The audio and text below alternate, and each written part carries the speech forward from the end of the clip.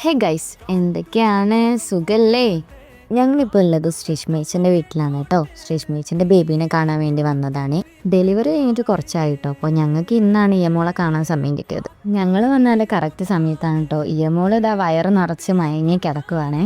എല്ലാവരും ഇങ്ങനെ മാറി മാറി എടുത്ത് ആൾക്ക് നല്ല സുഖമാണ് കേട്ടോ ഇങ്ങനെ കിടന്നുറങ്ങാൻ. അങ്ങനെ കുറച്ച് കഴിഞ്ഞപ്പോൾ ഞങ്ങൾക്ക് ശ്രീഷ്മേച്ചിൻ്റെ അമ്മ ചായയും പലഹാരമൊക്കെ തന്നിട്ടോ. അതൊക്കെ തിന്ന് ഞങ്ങൾ കുറച്ച് ചൊറയൊക്കെ പറഞ്ഞിങ്ങനെ ഇരിക്കുകയാണേ.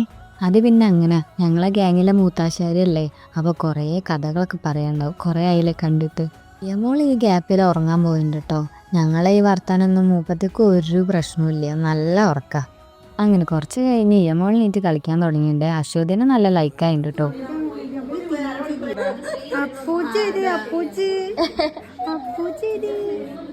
ഇന്നത്തെ ഡേ ഇയമോൾ കൊണ്ടുപോയി കേട്ടോ.